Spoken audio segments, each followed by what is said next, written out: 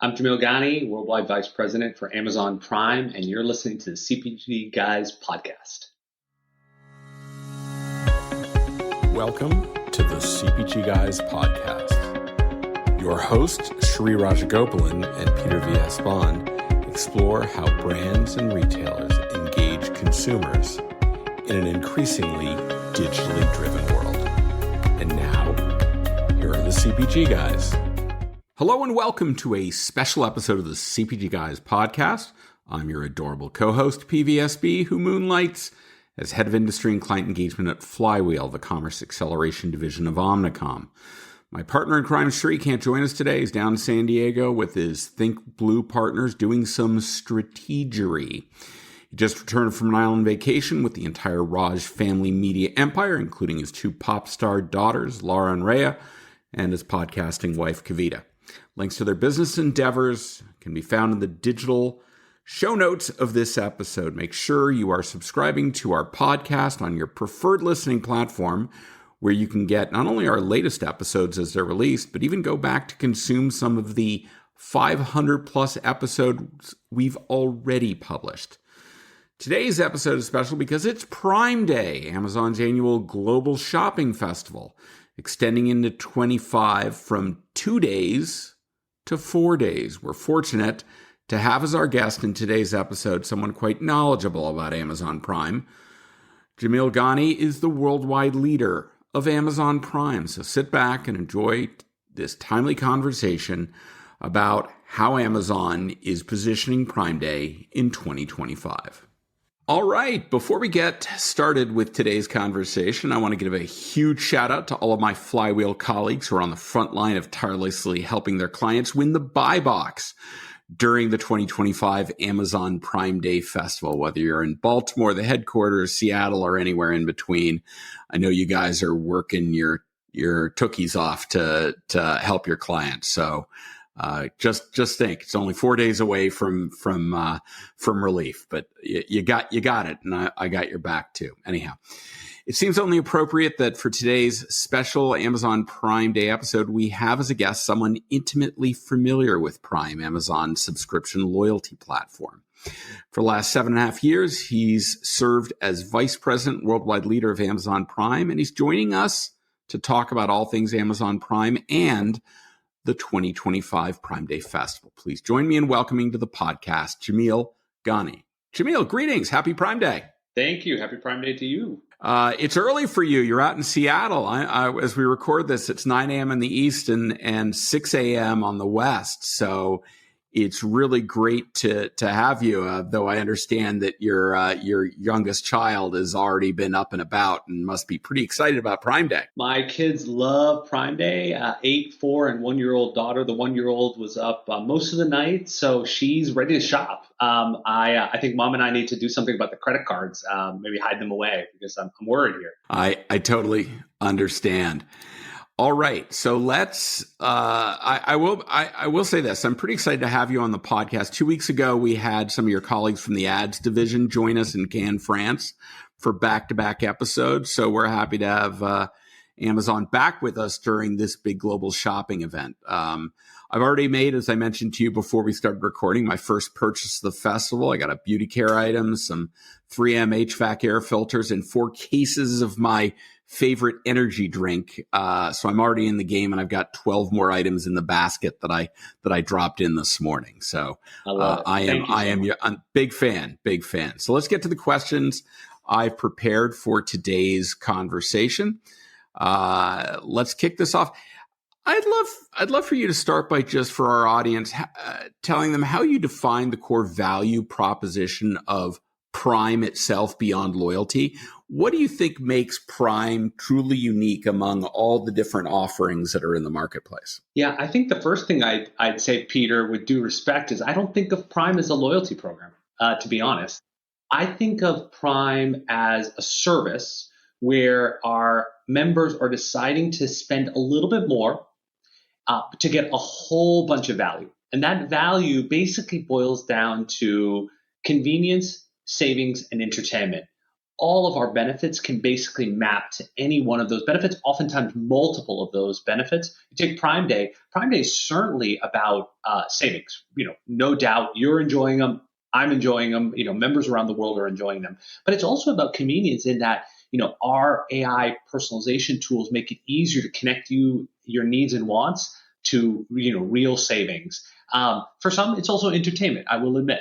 But you carry that through to our delivery speeds, same day, same day speeds. You take that to Prime Video. It's really about those three core values under one simple membership. And I think that's what makes it different. It's that it's very hard to find another subscription program, another membership program, or loyalty program that delivers as much value. But, I'd say that we're not a loyalty program. We're a paid service that you pay a little bit more and you get a whole lot more value. I think that's an avid description, and I will carry that forward as I talk about Amazon Prime in future episodes. So thank you for helping clarify that in my mind and the mind of our audience. So big news in 2025. Prime Day is expanding to actually Prime Days, 4 days, in fact. I'd love to understand what metrics you're going to be using to measure success this year, given that it's now 4 full days. Well, putting aside, Peter, the obvious question of have we stretched the English language to a point that it's hard to wrap your head. We're still calling it Prime Day, going back to our origins of a shorter event. But our members have told us they want more time. We all have busy lives. We've got a lot going on. And as much as we look forward to Prime Day, you have other things to attend to. And so more time to find the deals that meet, your household specific needs is much appreciated. I'd say that, we're going to look at this Prime Day like we look at every Prime Day. How much value has it delivered to members? And that value comes through clearly in dollars saved, right? How many dollars have we saved? How many deals have been taken advantage of? How many members engaged? How many new members joined because of Prime Day and the quality of the event? And so value delivered as defined by members engaging, getting what they want on high quality deals is the simple recipe. Whether the event is 24 hours, 36 hours, 2 days, or 4 days, it really doesn't change very much. Of course, we are eager to make sure that it remains fresh and new throughout the 4-day event. And so that's why we're dropping today's big deals. Every midnight, you're going to have something new to be excited about. During certain periods of the event, every 5 minutes, there'll be a new deal. And so that helps contribute to that very simple outcome we want, which is members saving a ton of money.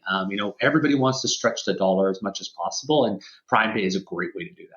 Well, I don't know how other people prepare for Prime Day. What I do is a couple weeks ahead, I start putting items into my basket that I'm hoping are going to have some deals. I then move them to the save for later component of my basket. And then when Prime Day comes this morning, I saw all of the items in my basket that were deals. I moved them into the basket and purchased them, and I will continue to monitor over the next couple of days. So I agree with you that for me, the savings are very evident as I start to consume the items that are made available to me through tremendous deals. So Prime Day now spans, I think at last count, over 25 countries.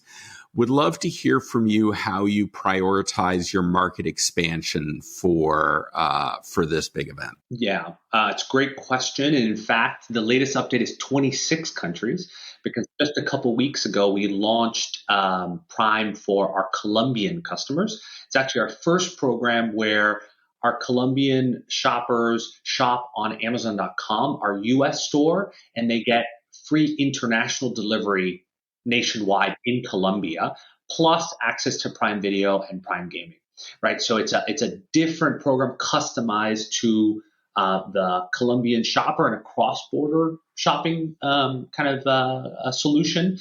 Before that was Ireland, our 25th country. So in terms of expansion, we set a Prime worthiness bar, right? Amazon sets a very high standard for bringing our various services, whether it's our store or Prime Video or any of the other benefits. But then we look at the appropriate time for us to launch Prime, which is our premium subscription program where members expect a higher level of service, and we have to be able to consistently deliver that. So we set a Prime worthiness bar. We like to say that we want to launch Prime as quickly as possible, but as slow as necessary in order to ensure we hit that high bar. What's in that high bar? Selection, pricing, speed, the catalog of Prime Video, and the similar metrics for any other benefit that we're going to offer in that specific locale. And so we invest in the underlying benefits, and then we assess it against this objective bar of, are we there, and can we do that consistently for our members, our future members, prospective members in this country? And when we're ready, we're really eager to then get going and launch Prime. So in doing my research, I've come across some other statements that you've made in the industry, and you've previously described inventory placement and last mile enhancements as being key to faster delivery. When you think about now moving from 2 to 4 days, what are some of the biggest operational challenges you're facing to make sure that the Prime Day does deliver that speed, particularly in actually getting the items that were ordered through that last mile to the consumer's doorstep? Yeah, so I think the first thing to say is we've been investing in our supply chain since the beginning, for 30 years, right? And certainly the 20 years that we've been offering Prime, this is our 20th anniversary of offering Prime in the United States. And that has allowed us to do a couple things, some of which you alluded to. By regionalizing our network, we have put inventory closer to the customer and the Prime member. That means items typically travel fewer miles on the road. And so the operations in the building are exactly the same, high safety, same processes, et cetera, inside the buildings, but they just spend less time on the road. And that's what allows next day speeds, same day speeds, sub same day, where you can order in the morning and have it by midday, or midday and have it by dinner time. And so the other kind of intended consequence of that, it's also some of our lowest cost to serve methods. And so that allows us to, have perfectly aligned incentives. Our members can get faster and faster speeds, and we can make our business more and more efficient, so we can do more of that from even wider selection, particularly these everyday essential low average selling price items, beauty categories, essentials, things like that. So on the point of the events, we ramp up obviously our capacity. We get inventory into the buildings, anticipating the surge in demand and volume that comes with Prime Day and similar events throughout the year. But that, like I said, we've been practicing that for 30 years now. I will say that during events, we also give members the option to consolidate their packages. Many households are like your household. My house is the same way, where my wife will remember things we need.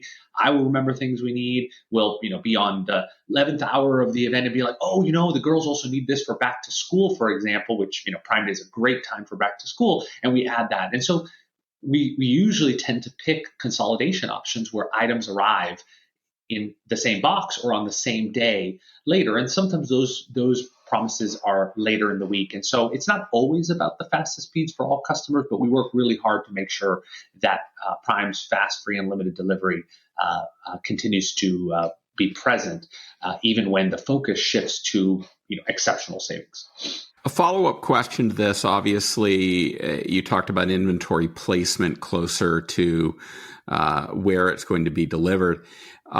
That's great when you're working through your own 1P inventory.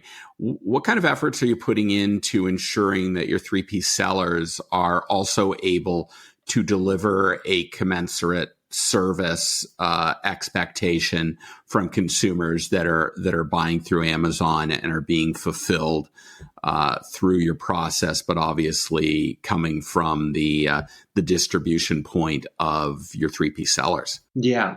So we hold a consistent standard for Prime, because we believe that Prime members deserve certain speeds and selection and pricing, irrespective of what magic is going on in the background and who is fulfilling it. We obviously have services like fulfillment by Amazon. That is one way for sellers to reach those speeds and that reliability and what have you. And we monitor that closely. We monitor that just like we do our own operations. And then we obviously also have partners, sellers that fulfill on their own, whether they're in Prime or outside of Prime. We hold high standards. But to be included in Prime program, to be included in Prime Day, you have to meet those standards. And our deal quality standards and kind of speed standards for our own operations and also third parties has only been going up. And so the quality of the event has objectively, we track the metrics, been getting better and better. And you see that with the brands that are there, the discount levels, the inventory available, et cetera. How do you balance the sometimes competing objectives of speed of delivery with minimizing out-of-stock experiences, particularly during big events like Prime Day? So a lot of the work goes in ahead of time, of course, with our forecasting models to make sure we have the appropriate inventory. But as well as I do, that some items are just can't get the inventory, right? Whether it's the vendor seller availability or the desire to discount, in terms of the volumes that we could push. And so we work very closely to make sure that we first and foremost ensure a fantastic customer experience. So avoid sellouts, avoid disappointing customers. We use mechanisms like the Today's Big Deals or invite only program to really signal to customers like, hey, this is a short duration item, right? Lightning deals are a long-standing version of this, which is, hey, this is only until you get to 100% claim rate and then no more after that. The good thing is that with millions of deals across 35 categories, we have complements and substitutes and other alternatives available, whether from the same brand and other colorways or from other brands as well that are equally good. We want to make sure that customer experience is fantastic. And then, when we do run out, we make it very, very clear that, that item is off the site. And then, here are other things you might like. Let me remind our audience that today I have the pleasure of speaking with Jamil Ghani. He's the VP and worldwide leader of Amazon Prime at Amazon. Jamil, how's AI reshaping personalization in the shopping experience, particularly for recommendation engines and support chatbots like Rufus? What's going on with AI? Yeah, so Amazon and Prime have been investing in AI for years, right? This is certainly accelerated in the recent years with the advances in the underlying technology, but we've been using AI in various forms to make recommendations and improve those recommendations over time. What I'm really excited about for 2025, Prime Day specifically, is the culmination of a couple really friendly, really easy to use capabilities. You mentioned one, Rufus. So Rufus is getting smarter and smarter by the day. Rufus is an expert on Prime Day. Rufus is an expert on deals that are available. Rufus is also really good at going out and searching for the things that match your interest. So if you put in, as I have, like, show me photography related deals less than $100, Rufus will bring those things specifically back. In similar fashion, you have an evergreen capability called interests. If you go to your Me tab, the little person at the bottom of the mobile app, you can type in natural language. Now, I'm really looking forward to remodeling my living room. My spouse and I are into mid-century modern furniture. Can you just surface up items that are on deal on Prime Day, and it will just proactively offer those to you. You mentioned in your own shopping habits some of the things that have only gotten better with time, which is wish lists and save for later, and those things that you have in your cart or shopped for before. We're using all of those signals better and better to match them against the millions of deals we've offered. And then the last thing is millions of our members now have access to Alexa Plus, and Alexa Plus is your friendly, conversational, more intelligent than ever shopping assistant as well. And so you can, if you find yourself with access, you can use Alexa Plus as well. Last thing I'd mention, when you're making higher ticket price purchases, because as much as Prime Day has now become around everyday essentials and beauty and apparel and all these things, it's also still a great time to buy electronics and TVs and things like that. And I don't know about you, but I'm not in the market for TVs that often. And so when I'm researching something like a TV or a laptop, which, quiet, my 8-year-old's birthday's coming up, and the one thing she's asked for is, can I get a laptop so I can code? We're doing some research on laptops. I don't buy laptops very often. And so shopping guides for laptops or TVs or other things are exceptionally helpful. Those are being built by AI as well. I was blown away. This morning I saw a 40-inch flat screen 4K TV on Amazon for $130. And I think about what I paid for my first big flat screen, which was 36 inches in 2007. I think I paid $3,500. So yes, prices are getting substantially better. And my daughter loves Alexa Plus. At 6.5 years old, she's a fierce shopper. So danger, Will Robinson. All right. Going back to some other things I've heard you reference in prior conversations, what are the 6 pillars that Prime uses to foster an innovative mindset? Because I think innovation is critically important to delivering better and better customer experiences and staying ahead of the curve rather than playing catch up. Yeah, the number one thing that I think underpins everything we do at Amazon, including Prime, is our leadership principles. I have had the pleasure of working at a variety of top tier global companies, and I will say that at Amazon we live the leadership principles day to day in a way that I haven't seen at most other companies. And I think at the core of the core, if that's sort of the beating heart, is customer obsession. We really work really hard to understand customer needs and then work backwards from those customer needs, which is our term for start with the solution you want to provide, the delight you want to provide to customers, and then work backwards on all the things that need to happen in order to make that possible across invention and financials and operations and so on and so forth. So I think the most critical foundation is that customer obsession and the overall set of leadership principles. I then add to it, Prime's central premise is very simple. I said it before. It's one single membership through which members pay a little bit more, and then they get disproportionate value across convenience, savings, and entertainment. And we just go back to that over and over and over. And that recipe just works.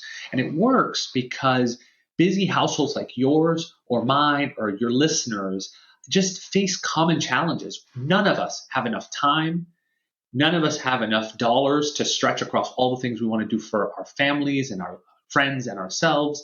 None of us want to face friction. None of us want complexity in our lives. We'd rather focus on other things that we value more.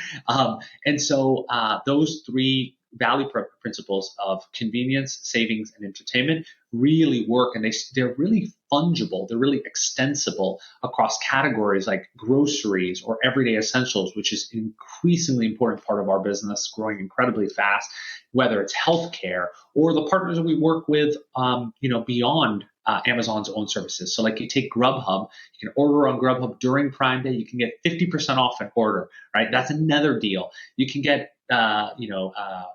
buy videos or rent videos at a discount on Prime Video, in addition to all the content included with your membership. And so it's just, I think that, on the leadership principles, then it's just staying true to this convenience, savings, and entertainment recipe behind one simple membership.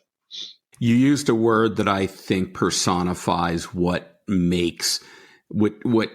stands Amazon Prime apart from other subscription programs I see in the industry, and that's disproportionate value. I can absolutely attest to, I am just never completely surprised when I see yet another value that I get out of my Amazon Prime subscription. So thank you for that.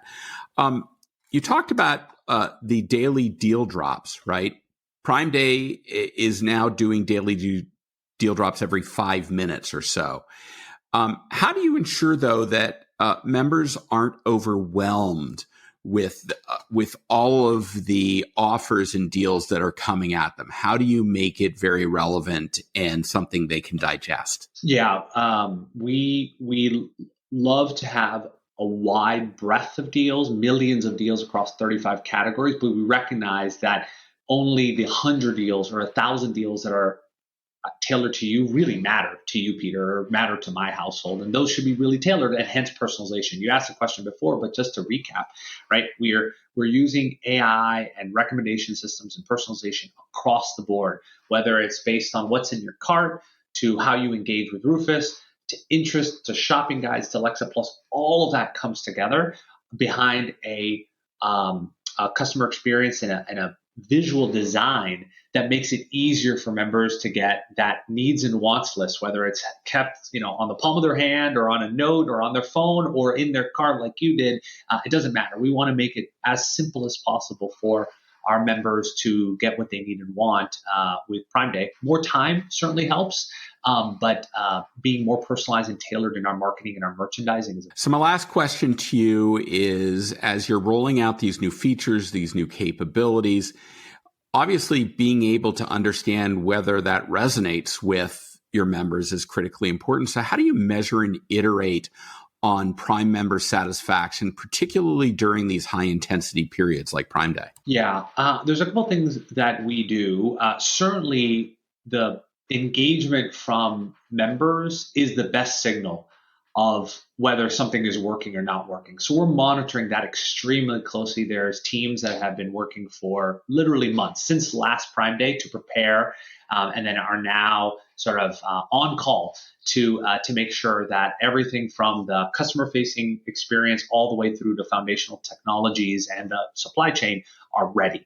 And so, the data tells us if something is resonating or not resonating, and then we adjust. The other thing that we love about our Prime members is that they will tell us in their feedback. And so we hear through customer service, through Rufus, through other means, if something is working, not working, and we try to be really responsive to that. Ultimately, we want them to have a positive experience where they get the value and the savings that they want to get out of Prime Day.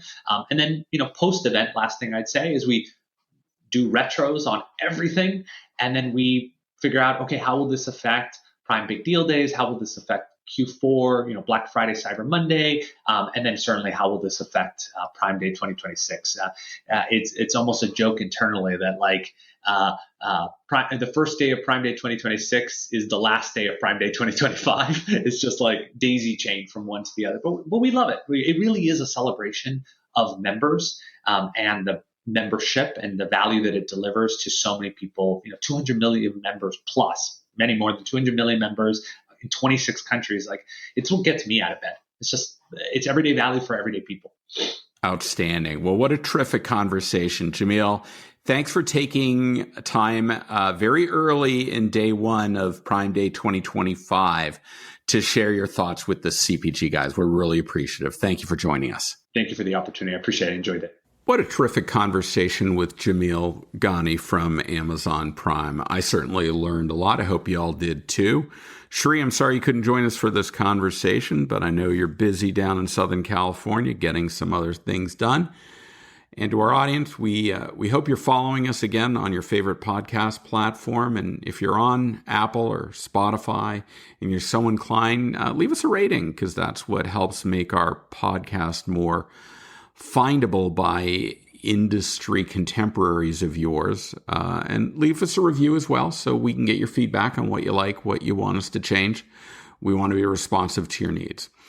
It's been a real pleasure, and we look forward to speaking with you on the next episode of the CPG Guys podcast. Goodbye.